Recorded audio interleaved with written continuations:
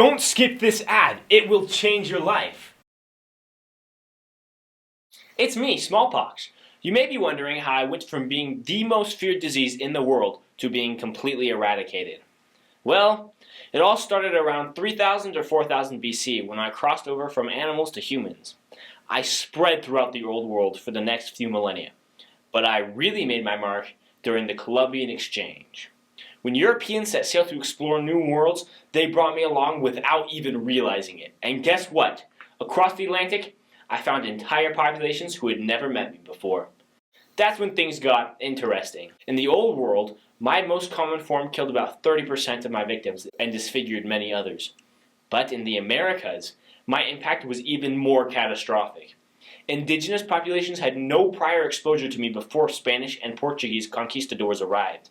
This made it easier for a few hundred Spaniards to conquer massive empires.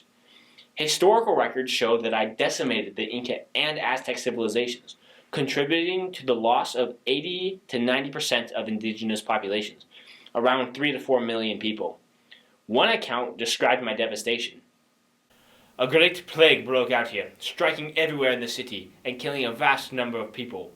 We were covered with agonizing sores from head to foot. The illness was so dreadful that no one could walk or move. The sick were so utterly helpless that they could only lie on their beds like corpses, unable to move their limbs or even their heads. If they did move their bodies, they screamed with pain. For me, this was the peak. Talk about the American dream. With an incubation period of around 10 to 14 days, I could spread fast, before my hosts even knew I was there. During another outbreak from 1775 to 1782, I wiped out about 40% of the native population, leading to power shifts among indigenous people like the Sioux. So what was the result of all this? I didn't just kill, I reshaped societies.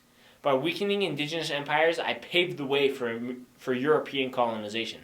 Lands, people, and resources that once belonged to thriving societies were now open for conquest and colonization. But there's another twist. I ultimately inspired one of humanity's greatest defenses, vaccination. Inoculation is the practice of infecting healthy people with mild forms of my virus.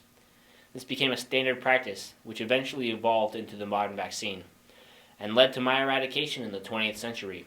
In the end, the same forces that carried me across oceans also led to my defeat. So maybe in a way, I should have stayed in the old world.